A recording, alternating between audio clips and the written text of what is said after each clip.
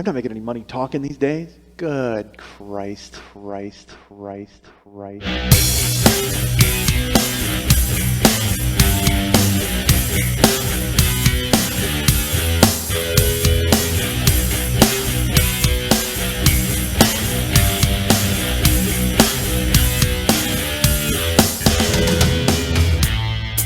a dick, folks. I'm not gonna lie to you.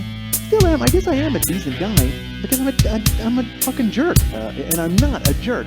Apparently, I'm a dick. I'm not an awful guy, but I've done so much ridiculous stuff. I'm an awful guy. Hey, what's happening? Mike Schmidt, 40-Year-Old Boy Podcast. Merry Christmas, folks. This show is released on Christmas morning. That's right. You ran down in your footy pajamas and you opened up your iTunes, and what was there? It's a present from Mike Schmidt. Holy God, it's unbelievable.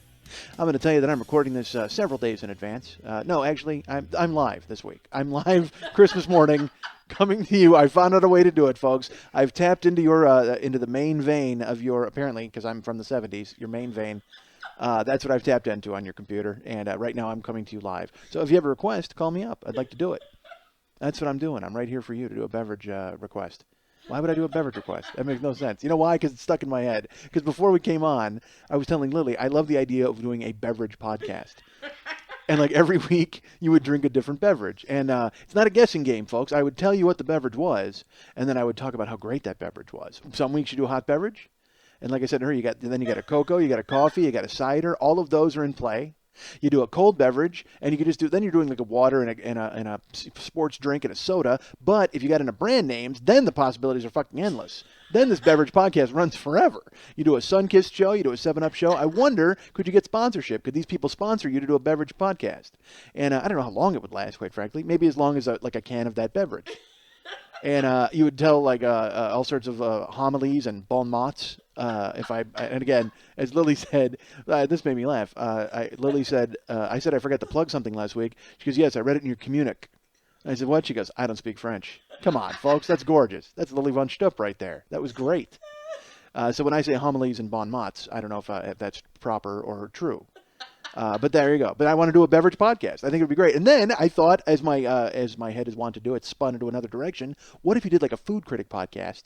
But what you did was you ate a meal and described it on the goddamn podcast. How awesome would that be? You're just like, you got like, and again, there the possibilities are truly endless because you could eat a bowl of cereal and talk about it. I could be sitting here with a bowl of fucking chocolate Lucky Charms. Are you okay? You going to die? What's happening to you? Jesus Christ. That's a noise I haven't heard come out of a human. Oh my God, what's happening? You know what? I gotta put that happen. Please. No, I'm getting the microphone close. That is horrible. What did you do? Holy God, you're turning like bright red. Do you need help? You need Heimlich? What's happening to you? You know You hear that noise? Dude, that's a straight up motorboat. What are you doing? That sounds like a brumski coming out of your throat. Your uvula? Not the thing that hangs. I don't know. Okay. You have a valve that closes, and you made me laugh so hard. I flipped it so it's inverted. You're crying now. Oh, I'm sorry. Because I can't swallow or breathe. I feel bad. I can't swallow, but that's a real tragedy for you. Come on, there's water right there. Swallow, I'll choke. You can't. Well, that'll be fun to watch. Come on. Right now my stomach and my airways can't separate. So you can't drink anything, so you could not host the beverage podcast. You're like, I couldn't possibly drink anything. I couldn't swallow it. That means the beverage podcast is out for you. You are finished. But God, I love the idea of a food podcast, like a food crit, and just eat a meal and describe it. And let me tell you something, folks. I am doing nothing if not pushing the envelope of the podcast industry. I'm not just chattering like a monkey into a microphone. I'm coming up with ideas, folks. I'm an idea man. I'm straight up fucking Michael Keaton from Night Shift. And that's like my second Night Shift reference. I had a Shelley Long a couple of weeks ago. I like that movie, folks. Can't lie to you. You okay? I'm just talking to cover up the fact that you're going to cough up a leprechaun. What the fuck's coming out of you? Jeez Louise. Oh, God, you made me laugh. Well, good. I'm glad. That's good news. You're the only one. People right now are Christmas morning just going, why did I even bother listening to this? I've got anywhere upwards of 5 pairs of socks to open. Why could I bother to go ahead and listen to this nonsense? All right. So, but I think that would be great. A beverage podcast, or but the food podcast, I think is a triumph. That's a serious winner. Because then one week you're doing pork products, if you want, or you just do a meal, just do a whole meal, just have like a pork chops and a maybe applesauce. I guess if you want to go straight up Brady Bunch with it, why not? It was there. It was lurking. It was a fastball I turned on. All right. That's what I want to do is that podcast. So yeah, I forgot. I was telling her that I forgot to plug a show last week. Oh, I did that already. I talked about you and your Frenchness. I'm lost. I'm really lost because your crazy coughing jag threw me off. But you're good now. That's good news. So it's Christmas, and I thought that I wasn't going to do a show because I was like, oh, come on, it's Christmas. Who the fuck wants a show? And then I thought, well, but you didn't say last week that you weren't going to show, so it's weird if one doesn't show up. Because podcasts are not, it's not something you can exactly set your watch by. There's a thing I've been told the word is pod fade, and what it is people start a podcast, people start producing a podcast, not just listening to one. But people who start, let's put it this way, people who start producing a podcast and then stop doing it, that's called pod fade. People who start listening to a podcast, and then stop listening, that's called normal life. That means you went, oh, I can't believe I have 47 episodes of The Bugle with John Oliver locked up in my iTunes. I got to go ahead and cut that loose. Because as much as I'd love to listen to it, I think 47 episodes at a half hour a clip is a little long for me to devote to John and his friend Andy Saltzman. And I name check those guys because they're in a very popular podcast, and I'm lying down at the bottom of the iTunes Top 100. But are you okay? I'm lost. All right, good. I feel bad now. Because you made me laugh till I almost died. Well, sure, that's not good. No one wants to see that. And it was weird because I had to get the mic closed because, man, it sounded, you were just, that was a weird noise. That sounded like they were killing something somewhere. All right. It's Christmas, folks. And, it's Christmas now when you're listening to this. It's not Christmas now when I'm doing this. That doesn't make any sense. Again, I recorded this Saturday. Saturday, the 21st, 2nd. And I'm doing it because I didn't think I was going to be in town on Christmas. But then this morning, guess what? I'm going to have to try to break this up in a couple of different things. I told you last week we might not be going home because there was an issue with health and and human services. They weren't going to let me board a plane because I have TB. Anyway, and by TB, of course, I mean triple bellies. That's from the Three Stooges. All right, so I didn't know if I was going to do a show, and then or if I was going to travel, I should say. And then it turned out, hey, you know what? I think we might be able to travel. But then your friend Mike, hi, that's me. I'm the host. And by host, I mean the guy who talks. I'm not really a host. Who am I hosting? There's nobody here. I'm sitting in a chair. It's young Lily and I, and at least until Lily dies, which might happen soon, because holy God, folks, I cannot express to you enough. Literally, the laptop shut itself because it didn't want to catch something. That's how frightening that cough was, that noise. The laptop just like clamped shut and was like, nah, I'm not interested. We've heard of viruses. Even though I'm a Mac, I might get one, even from a chick. So your friend Mike got a job. Writing on a pilot, okay, which means nothing in the scheme of things. It means I wrote the pilot, and I can't talk about the show too much because, again, until it goes or until it's going to happen, there's no, you can't say network, you can't say anything, but I'm supposed to do it. So it turns out that I have to work like on December 29th. And I've already written it, and then we were going to film it, and we filmed it, and then I might have to do punch-up. Long story. So, folks, listen, Hollywood is very in-depth, and I can't possibly hope to cover it on a Saturday morning for you. But please go to your computer and type in pilot and type in punch-up, and you will go to YouTube and see pilots getting punched. It's interesting. That was actually the most exciting flight I've ever been on in my life. So I have to do that. So it turns out I'm going to be in town. So I figure, you know what I can do? I can actually go home for the 24th through the 28th because my trip is from the 24th to January 5th because I apparently like to go out of town for half a month for no reason. I don't know why. Because, again, you're there. 12 days sounds great when you buy the tickets. But then when you're home and about the 7th day, you're like, Jesus Christ, I got to go home. I got something to do, don't I? Don't I have a fish or a cat to feed or mail to check? What the fuck's wrong with me? Now, though, it's dovetailed nicely where my work is going to make me come home. So I'm like, all right, cool. What I got to do is call United and go ahead and figure out the thing. So I think I told you last week, having a nice chat with the folks at United, they told me it was $150 to cancel your ticket and change it. So I said, okay, that's great. So I'm like, well, this is only going to cost me $150 to go ahead and change my flight for the 28th. So I called last night, and I get a pleasant woman with an English accent working at United. And she starts to say, well, when did you want to fly? I said, I want to come back Sunday the 28th. And I said, I actually have the website open here, and I've got like 4 or 5 flights I can run by you because there are seats available. She said, okay. So I'm like, flight 182. She looks it up. She goes, there's no seats on that. I said, really? On your website, there's 4 seats available on that flight. She goes, no, what it is people buy tickets and they're not assigned seats yet. I said, okay, so what you're telling me is I could buy a seat right now online and take it away from somebody who's holding a ticket. She said, no, you don't understand, sir. Those seats aren't for sale. I said, well, you need to tell your website because I could go ahead and buy fucking all of them and keep these people from flying. So I give her 4 flight numbers, and she keeps telling me there's no seats on these flights. One of them has 14 seats. I mean, I'm looking right at it. They're wide open. I could buy a seat on there for $681, but she won't let me flip my ticket. Finally, I find one that has 3 seats, and it's even showing 3 seats online. She goes, I said, look, I'm not going to get jammed in the middle, am I? She goes, well, let me take a look. I said, because online it says that there's a window seat. She goes, I show a window seat, 32A. I said, done. Let's lock it down. She says, okay. All right. Oh, there's been a fare change, sir. Now, I don't know what that even means when I only have to pay $150 to change my flight. What do I care about a fare change? I don't care at all. So why are you giving me that information? She says, there's been a fare change. So to switch this for you, it's going to be $1,581.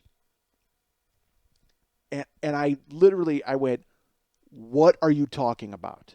She goes, it's $1,581 to change the flight. I said, that's ludicrous. I mean, you understand that, right? You understand that that's the most ridiculous thing anyone has ever said to me? She goes, sir, I understand that you're upset. I go, no, I'm not upset. Okay, I kind of figured you guys would do something like this because this is what you do. And I understand you don't own the airline, ma'am, but you know what? Even you as a civilian have to acknowledge that this is crazy. And she goes, sir, I understand you feel that way. I go, I'm moving a flight that I could buy online for $600 if I wanted to. I could buy it for $600 right now. You're telling me it's $1,500 to move it from one day to the other when I'm giving you another flight on another seat on another flight to sell.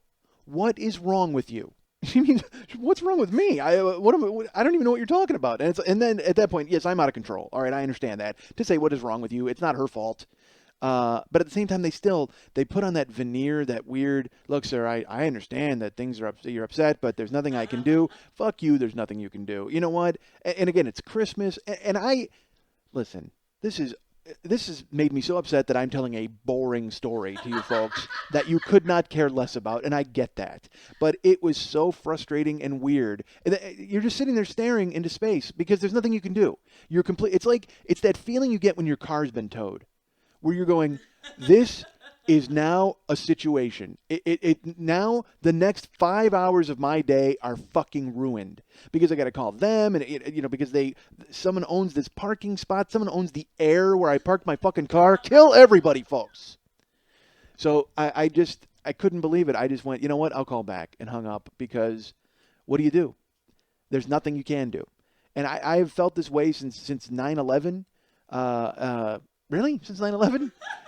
Yes, actually, since 9/11, I've felt that the airlines have taken such advantage because they always did. And then 9/11 happened, and they were like, oh, man, you got to help us. Nobody wants to fly, and you got to bail us out. So then they did. They got fucking bailed out, and then they help nobody. They cut out fucking napkins, and by napkins I mean what they call fucking blankets. They cut out peanuts. They make the seats smaller. They jam and they cut routes. So now they cut like 2 flights off of every single route, and now everybody is jammed in the planes like fucking sardines. It's ridiculous because now there's never an empty seat because they want to try to steal every fucking dollar they can. They sell you a box of fucking trail mix and a juice for $5. And if you even raise an eyebrow or say anything to them, they give you this weird look like they're going to land the plane and have you tackled by air marshals. It's the fucking biggest scam in the world. You're selling real estate in a goddamn plane. It's available. let me switch. I'm willing to even pay $150, which is fucking ridiculous. I'm angry, folks, for no reason. I'm sorry. I'm out of control. It's Christmas. God knows I shouldn't be talking like this. But if I'm not home, this is why. If you're listening to this show and I'm still in California, this is why. Because United Airlines wants to charge me $1,581 to change my flight. To change it. Not even to get a new ticket. Again, I'm still departing on the same day. All I'm doing is instead of coming home on January 5th, I'm coming home on Sunday the 24th. Or I'm on Sunday the 28th. And that's, I am, again, folks, I know I've dumped this in your lap for no reason. This just happened an hour before I came here, and I cannot apologize to you how much I feel bad for you to tell you the story. So, there you go. Suck on that. Oh. I like this better when you were almost dying. Now I am, and not in a good way. We all die alone and afraid. Jesus Christ. So, there you go, folks. I had to deal with that. So anyway, I did this pilot, which is good news. That's the good news in all of this. Here's a funny thing. I can't tell you about it. I can tell you that there were children involved. And how many times has that phrase been said? I can't tell you about it. I can tell you there were children involved.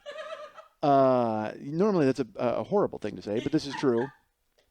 So we're at the taping. I have to tell you this story. And there's a 12-year-old girl who's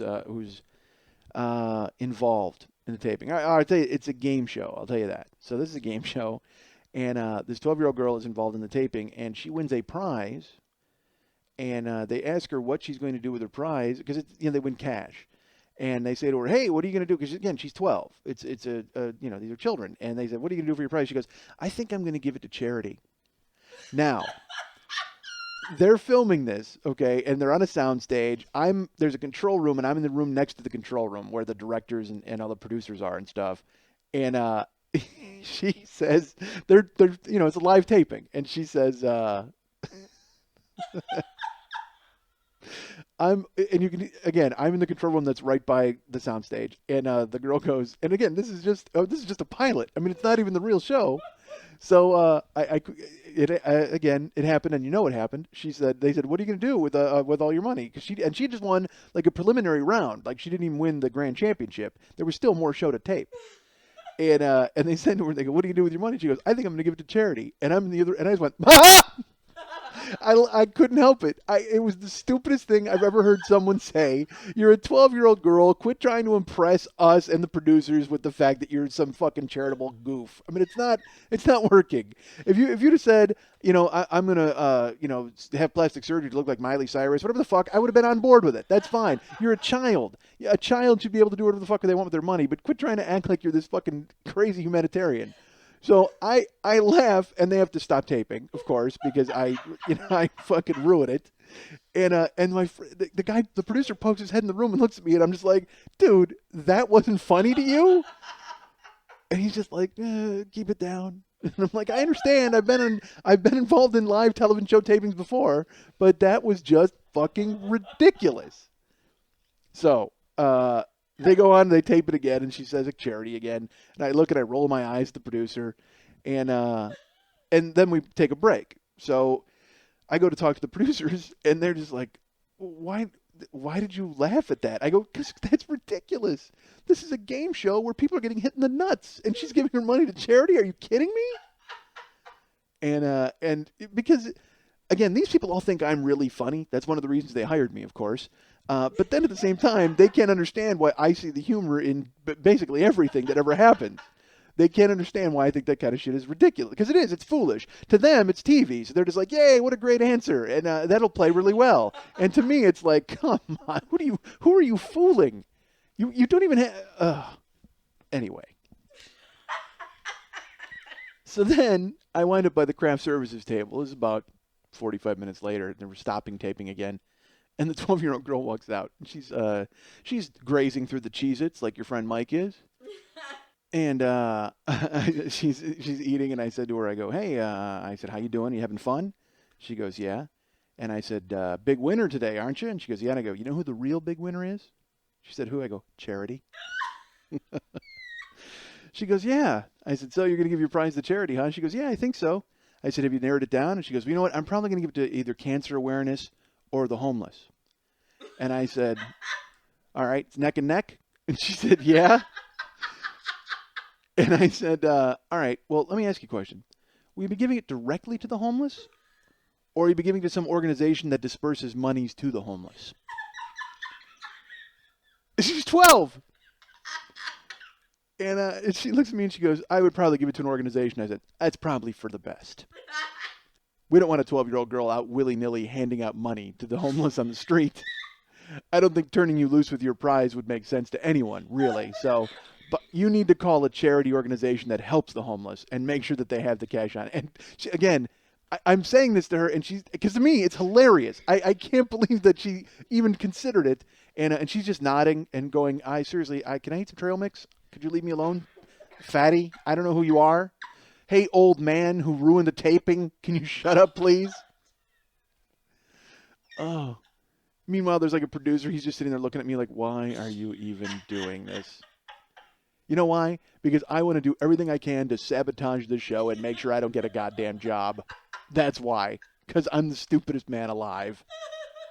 I can picture you. I can just picture you carrying on this conversation with her. It was, yeah, conversation is charitable, actually. It was more or less her waiting for her mom to save her from the idiot writer who wouldn't leave her alone.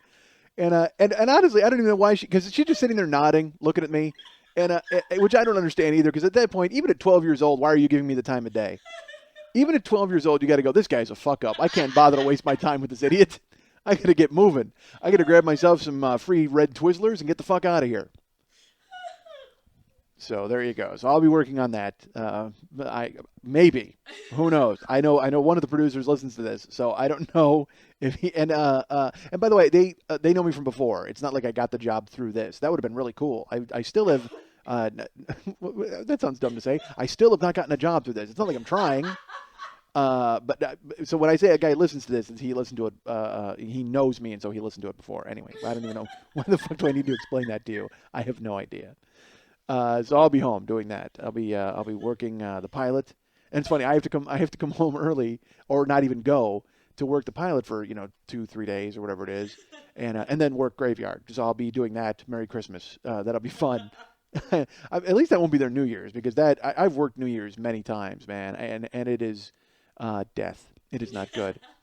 I worked at 7-Eleven on New Year's one night, and that was you know what? I've actually worked 7-Eleven twice.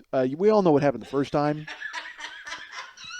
And then I was able to go off and and move. I moved from California back to Chicago, but then when I moved back here, I just came back for a couple of months, and I wound up getting a job at 7-Eleven in Anaheim, and that was even worse because they were like, because at the old 7-Eleven I could just be like wear clothes and stuff. Now they were big on wearing smocks, so I had to wear like a 7-Eleven smock at this 7-Eleven that I worked at, and they were just, and this is when I worked before and fell asleep. It was for Caucasian people. So I felt like the people that I worked with, I could speak to them and I would understand them. The second time I got the job, the invasion had begun. So all of the Middle Eastern people had wound up getting most of the 7-Elevens, but still, you know what? They still saw to hire me. I don't know if they were just like, hey, let's get a fat white guy in here. I don't know what their thinking was. So I was paired up. This is when 7-Eleven had two people at once because it was a very busy 7-Eleven, folks. And I was always working with a little Iranian guy named Mo, which I'm sure was short for Mohammed or short for something with, every consonant you could possibly cram into a name tag. So, or couldn't. That's why he had Mo on his name tag. So, long story short, because again, there's nothing funny about it, but I wound up working New Year's Eve, and I told him I couldn't work. I was like, because I wouldn't do it. I couldn't. It was a horrible part of town where after a certain amount of time, a lot of Hispanic guys would come in trying to buy beer, and then they would knock shit off shelves when you wouldn't sell them beer. It was just a bad area and a bad place. So I was in there. I came in on New Year's Eve, having been scheduled, and I was there with Mo, who didn't speak much English. And we were supposed to work all night. We were supposed to work like a 3 to 12:30. And I was sitting there. I came into the 7-Eleven and went and made myself 2 chili dogs, which you were not supposed to do. You're supposed to pay for the food, folks, at 7-Eleven. And I made myself a couple of chili dogs, and I'm eating them. This is about 3:15. I've been there 15 minutes. And I decided to take stock of my life, and I ate a couple of chili dogs, and I looked at Mo, and I go, you know what, Mo? I'm taking off. And he's like, huh? Because he didn't know a lot of English. And I said, I can't stay. So I ate my chili dogs and I split. Grabbed my smock, threw it in the car, and bailed. And then they called me furious. They called me all night because this is before cell phones, so they're trying to get a hold of me. And then they called where I was living, and I didn't answer the phone. But then they called me the next day, which is New Year's Day, and they're like, "You need to come in. If you want your job?" And I'm like, "I don't want my job. That's one of the reasons I left." I think my actions last night spoke pretty clearly about how I feel about you and your job. By the way, Happy New Year. And so then I was like, so then this is how horrible I was. I was like, you know what? I'll come back in to pick up my final check. And they were like, well, good luck getting your final check. And I said, well, then good luck getting back your smock. That was all I had to threaten them with. Like they wanted their 4XL smock back in case they hired 3 more small Iranian guys they could wrap inside of it. What the hell? But honestly, it worked. They blinked. It made no sense, but they were like, you have to bring your smock back. And I'm like, I'll bring it back when I get my check. And then when I came in, it was literally like a Mexican standoff, like where I had the smock in one hand and an empty hand, and they had the envelope with the check, and we're kind of doing that weird dance. And then, there you go. The exchange was made. And they should have put nothing in the envelope. That would have been the best. If they would have just handed me an empty envelope, like, ha-ha! And then they had their smock back. Because then all they would have had to do was throw the smock over the store, and it would have disappeared. And nobody would have seen it. Because, oh my God, was it huge because I was the fattest man alive. So working on New Year's is not a picnic, folks. I work, and it's funny, the graveyard thing now, it's been cold here in California. Folks, seriously, I don't know why I haven't purchased any razor blades yet. I might still, and just ruin everything. Just cut my wrists, Merry Christmas.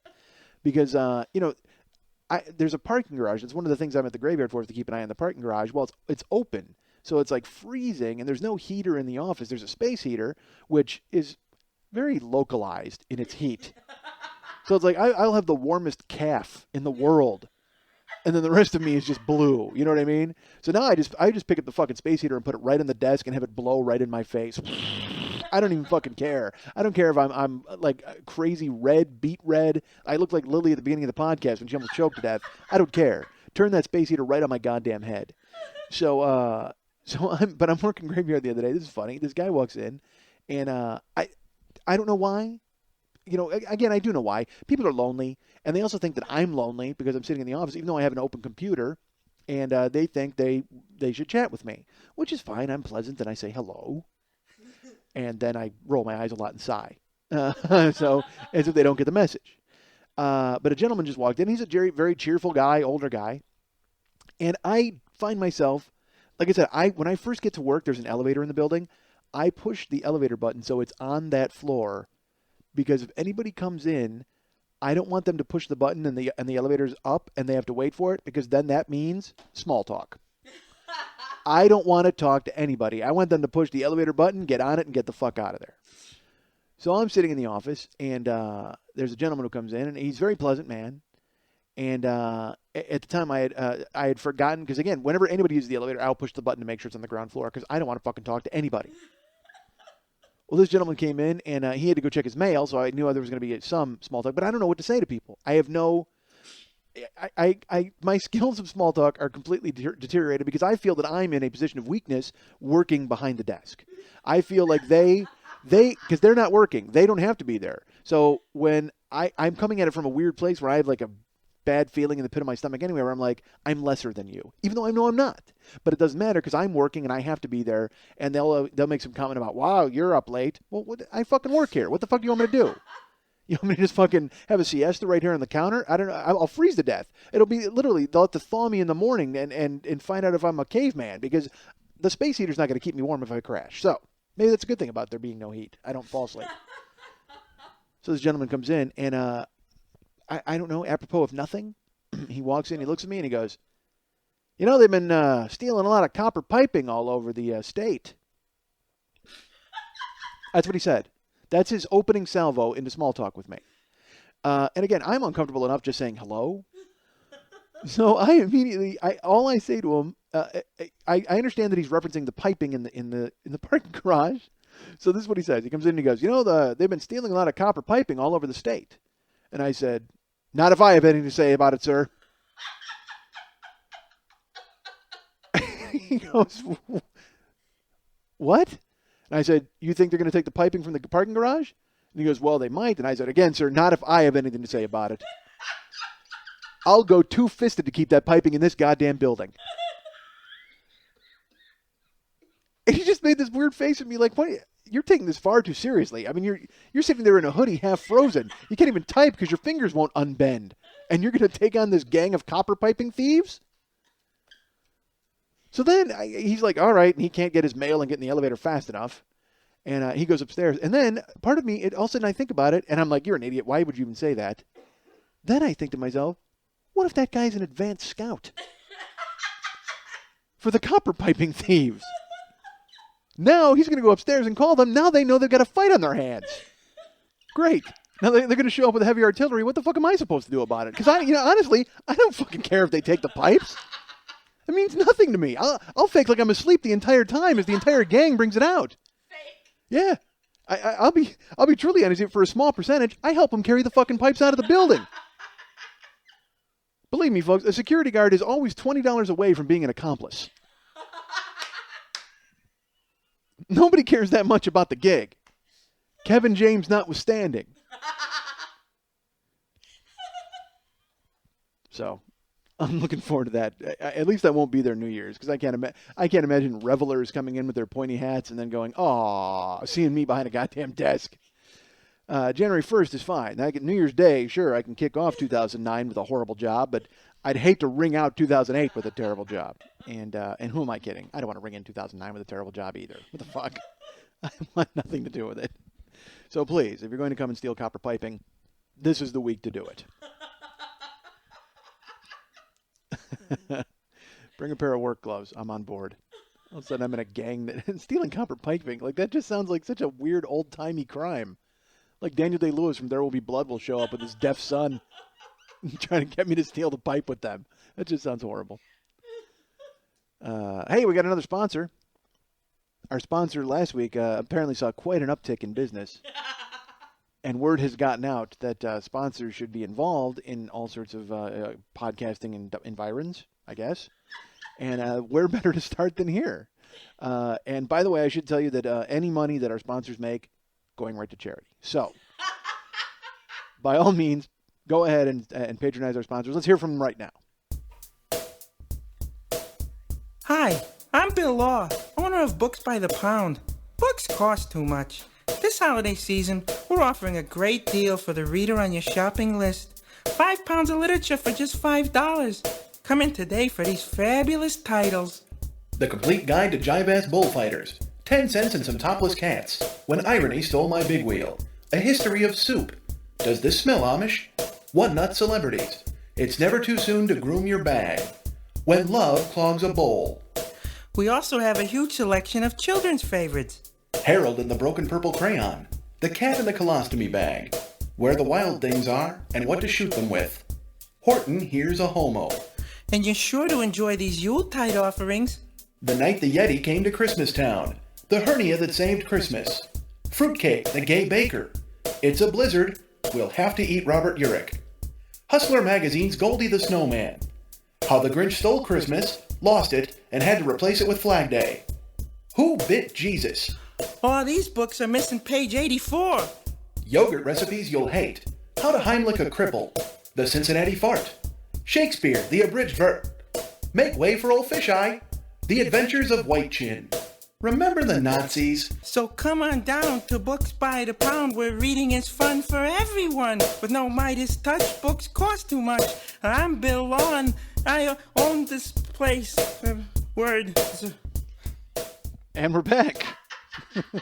we didn't really go anywhere.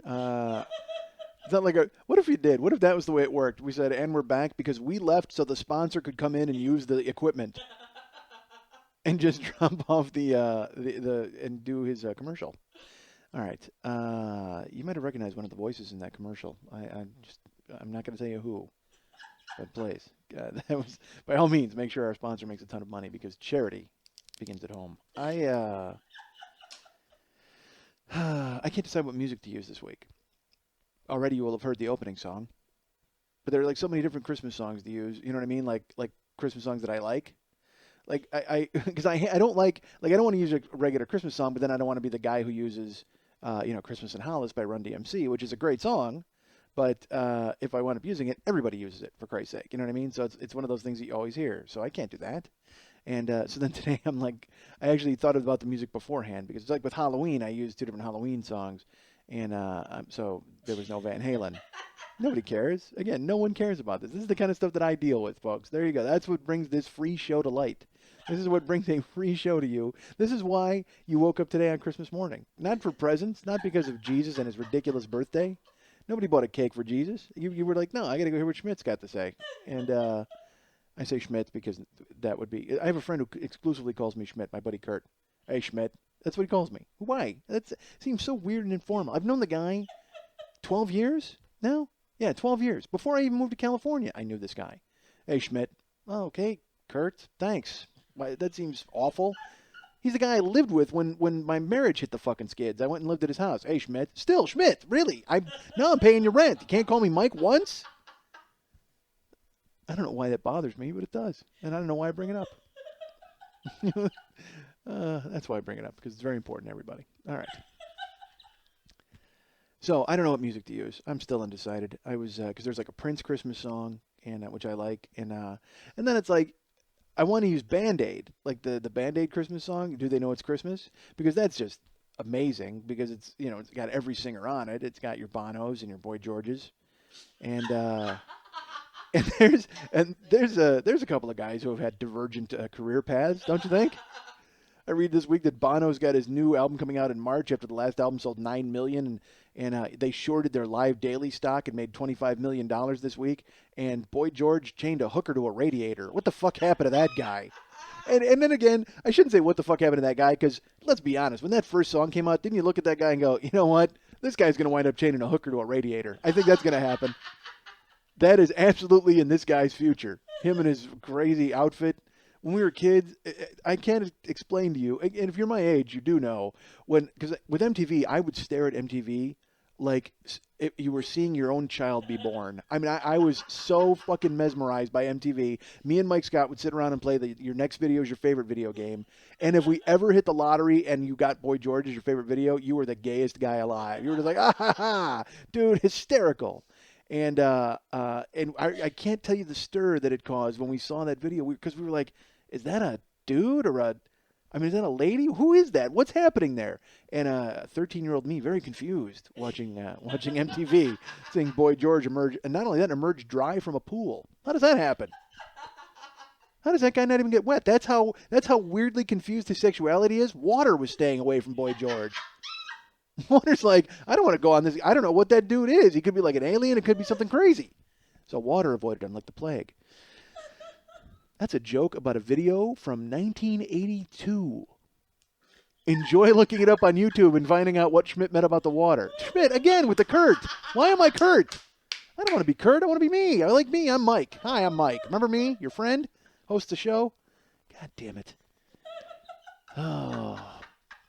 So yeah, I just, that made me laugh this week when I literally, within 10 minutes of one another, I read the story about Boy George chaining a hooker to a radiator, and then YouTube making $25 million.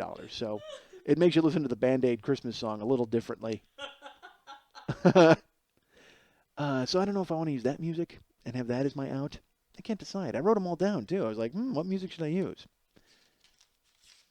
Hold on, I'm going to turn a page. I did. I wrote down I also wanted to use Linus and Lucy, which is the amazing song.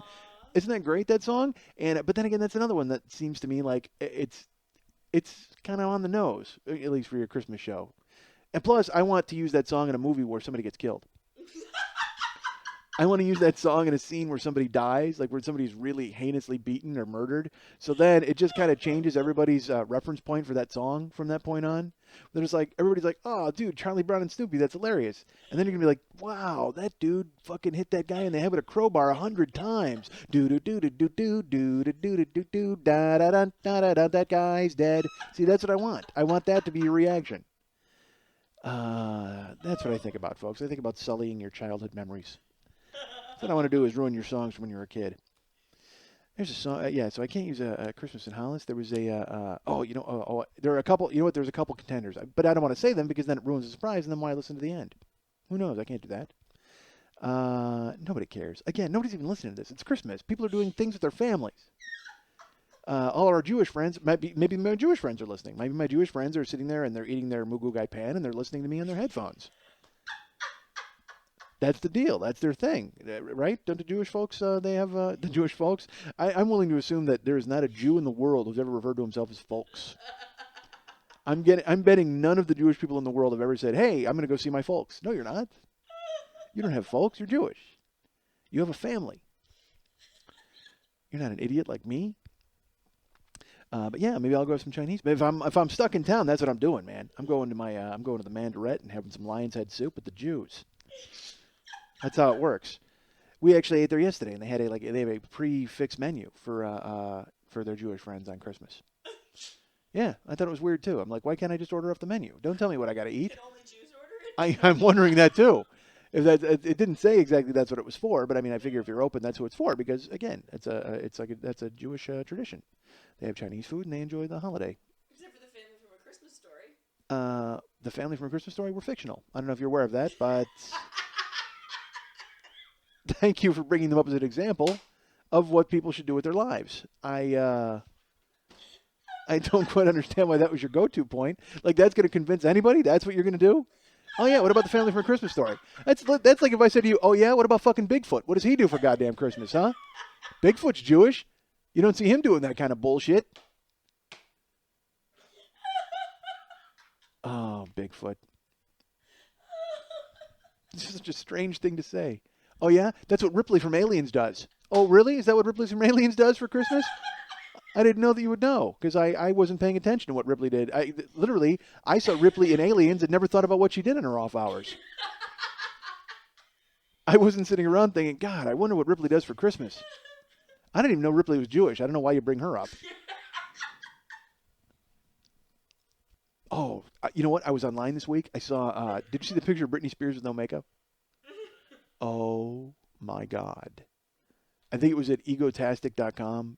I don't know. They caught a picture of her, and the best part of it is they ran it like two pictures. One of them is like from distance, like where she's kind of approaching the camera, and then the next picture she's close up, and it looks like those pictures that ghost hunters snap in a hallway of like some random wraith. She looks so hard. She looks like something you would see in the videotape from The Ring. I mean, she has this sallow face and these gray circles on her eyes, and just she looks like she was floating down a hallway, and you would want to have a cross handy. I mean, it's the worst picture ever. When I was a kid, the Inquirer used to run like, "Hey, here's stars without makeup," and they would always look different or strange. But this one is the only one I would ever classify as eerie. This one looked eerie because it looks like, again, she looks like something that the Blair Witch Kids filmed. I mean, she's like floating down the hallway and she's making this horrible face like, oh, I can't even. That's the noise the face makes. That's what she looks like she's saying. Oh, Brittany, buy some fucking rouge. It was so bad. Oh, man. Buy some rouge. I'm mean. But she can afford rouge. What the fuck? Who cares? Buy it. Cough it up. Get some green. Get a compact. All right. And if not, it's Christmas. Somebody get her a compact. By all means. I know people are out here listening to this show who know Brittany and are friends with her. No, they're not. All right. So, Lily keeps telling me to wrap it up because she's got stuff to do today. So, yes, it's Christmas. I know. Wrap it up. My present to you folks, a short show. So, God knows it's what you've been clamoring for all along. You guys can write me at mike@MikeSchmidtComedy.com. You can write me at myspace.com/MikeSchmidtComedy. Go ahead and get me in those places. Go ahead and review me at iTunes if you want. I appreciate all the people who do and have and will continue to do so. Thank you so much. I appreciate it. I have plugs that I was supposed to say last week that I will say now. Brace yourself. I will tell you that you should go to comicsoncomics.com. I don't know if they've posted the video of the appearance that I made, but what the hell? Patronize them anyway. Go visit them. They're a sponsor. They're not a sponsor. They're a free show just like I am. So go to comicsoncomics.com. I forgot to mention that I did Battleship Pretension a week ago. I should have mentioned it on last week's show. So go to Battleship Pretension, find that podcast, and listen to me yammering about the movie Thief again. Because I always come and I wind up talking about the same movies that I love. I forget to tell them. I told them I loved Almost Famous, and I told them I loved Thief, and of course Reservoir Dogs. I forgot to mention Manhunter, which I love, the original Lecter movie with William R. Peterson. I forgot to mention that. I don't know why I'm plugging that. It's from a million years ago, but I love it. So go listen to the Battleship Pretension podcast. Go to comedyfilmnerds.com because by the time this airs, you will see that I have posted a review of the movie The Wrestler, which I did not talk about at length on here because you can go ahead and read the review over at comedyfilmnerds.com. And also I have a column about holiday movies. I don't know what shape or form that's going to take just yet. I don't know if it's about Thanksgiving or Christmas or all holidays. I have no idea, but double duty over at comedyfilmnerds.com. Go ahead and check that out. There will be 2 columns for me up by this Christmas morn. Another present for you. It's the season for giving, folks. And also, I am doing an interview. Today's Saturday, so I will tell you that tonight I'm doing an interview with Laugh Riot Radio. And if you live in New York or Connecticut, you know of these people. Maybe you don't. But they are an actual radio show. And then they're going to interview me at length, and it's going to appear on their MySpace page. So go to myspace.com/LaughRiotRadio. And that's the standard spelling of laugh, L-A-U-G-H. They did not take the shortcut with the L-A-F-F. Thank God. So go to myspace.com/LaughRiotRadio and go ahead and go to comedyfilmnerds.com, go to Battleship Pretension, go to Comics on Comics, and continue to subscribe to this show, folks. Listen to that for Christmas. That would be your present to me if you continue to come here and listen to this show. So by all means, give me a present. And and also Lily Von Stupp will be dancing at the Commonwealth Lounge. Yes. The Commonwealth Lounge on New Year's Eve. So if you want to see her naked, go there. Even though we just had a philosophical discussion about why she won't get naked. I don't get it. She doesn't mind being naked around the house while we're recording, but yet when she goes to do a show, she apparently has very strict rules about getting naked. Pasty and G-string. And pasty and G-string. All right, so go see her New Year's Eve and see her with a pasty and G-string, and then wave as much money as you can in front of her face to see which of those she'll remove. And see just how long it takes. Just keep fanning 20s. Keep fanning and see how big the fan has to get before you wind up seeing some bare floor on young Lily Von Stupp. So Bare floor. go ahead and check her out. Yeah, bare floor. That's how I call it. All right, so so go ahead and fan out the 20s. That's what you need to do. Fan out the 20s, folks. Fan out the hundreds and I'll consider Oh, the hundreds. All right. Yeah, and she'll consider it if you fan out the hundreds. So what I guess she's saying is don't go to the Commonwealth Lounge because it's not going to pay off for you folks. Although I understand they have a raw bar, which actually is a nice way of saying someone's going to be naked. That's fan out the hundreds and you get a raw bar. That's fantastic. All right. So I don't know if I'm going to be home for Christmas. I might be. I might not be. Although, you know what? Going home though, you have to deal. My mom's a lunatic, so she keeps calling to find out like what I want to eat for Christmas. You know, and I don't because I had that surgery. I had the gastric bypass surgery. But now I'm like 4 years out, so I can fucking eat anything. I can eat a tire fire at this point, and nobody cares, you know. And so she still thinks that she's got to make tiny bite-sized food for me, and then I'll tell her, well, look, no, it's okay. Whatever you want to make is good. So, but the thing is, my mom, she's very much like me and my wife, unfortunately, and none of us can make a decision.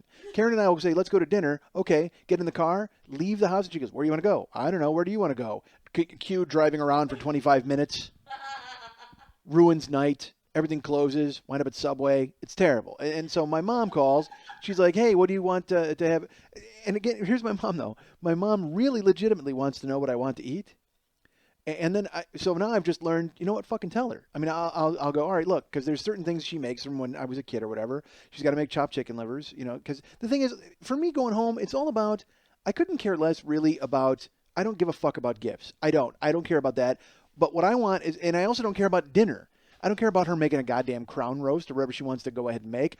All I care about I'm like a side dish guy and like a snack guy. So as long as there's chicken livers and crackers and dips and all that nonsense that you can bust out when you're playing cards at 4 o'clock in the morning with your family, I'm on board with it. That's the fucking greatest. You know, when all of a sudden you do that thing where like 5 people go, you know what, what's in the fridge? And you just start unloading shit and there's a bunch of shit to eat. That's the greatest. That's Christmas to me and Thanksgiving. So my mom calls and she's like, what do you want to eat? And I have no idea. Like, because I also know if I say the wrong thing, you know, my mom's old now. My mom is like 66 and she tore a rotator cuff. I think I mentioned that a while ago. And she's blown out her hip. I mean, she's just, you know, my mom's, you know, one banana peel away from being in a goddamn stretcher for the rest of her life. And I don't know why she'd be in a stretcher. Why wouldn't she be in a wheelchair? Why would they put her in a stretcher for the rest of her life? Because my mom has to be different. She can't be in a wheelchair. She needs to be laying down in ambulatory. So she says to me, what do you want to eat? And so I learned better than to just say, I don't know. What do you want to make? Brr, brr, brr, talk for an hour. I said, you know what? Why don't you make like a pork roast or pork chops? You know what you could make? Boneless pork chops, and we could have sandwiches. Because, again, that's on the go. Nobody has to sit down with candles and flowers and bullshit. And you can make like a summer dish, like, pork chops and potato salad, and, all that stuff. And she's like, all right, well, yeah, I could see that. So then 2 days later, my brother calls me. He goes, hey, did you really want pork chops for dinner? I said, I don't care. I just told Mom something so we could get off the phone. And he goes, oh, because then she came to me the next day and she's like, what the fuck is this? Fucking pork chops for Christmas dinner. Who does he think he is? What do you mean, who does he think he is? I'm the guy who got asked a question and tried to get off the goddamn phone. That's all I did. It's not like I drew this weird line in the sand and demanded pork chops for Christmas. Holy God. Why did this all get thrust onto me? So I told him, I go, look, tell him how to make, I don't care. As long as she makes chicken livers or whatever, that's fine. And also, here's the other thing. My wife she made macaroni and cheese. My wife makes homemade macaroni and cheese. It's fucking amazing. She got the recipe from somebody at her work. So she made it at the house. It was fantastic. So I said to her, you're making that when we go home. Make that at my mom's house. So I told my mom, I go, hey, you know what? My Karen's going to make this macaroni and cheese recipe that she's got. She's like, oh, okay. My brother called me up. What is this? That Karen is making macaroni and cheese at the house? I said, could Mom call me once and tell me what her concerns are? Could that ever happen? He's like, well, Mom. And that's something we've said for 20 years.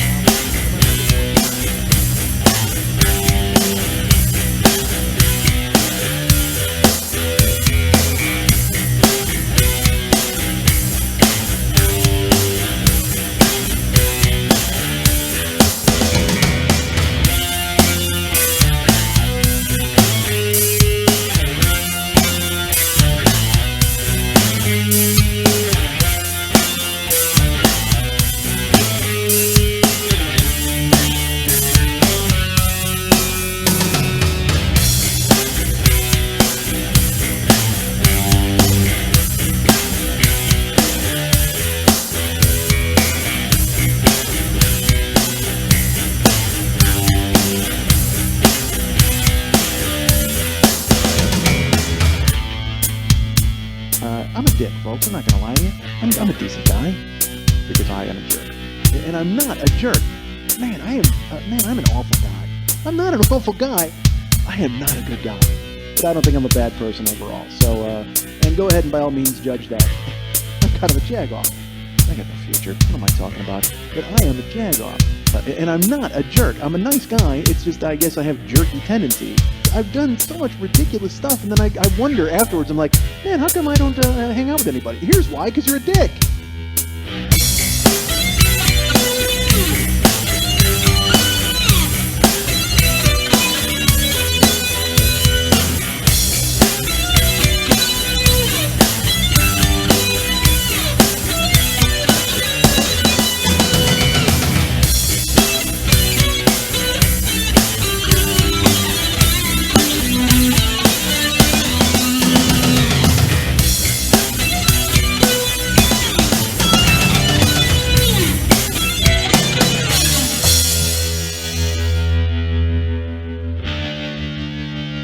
You're finished. You're finished. You're finished. You're finished. You're finished. You're finished. You're finished.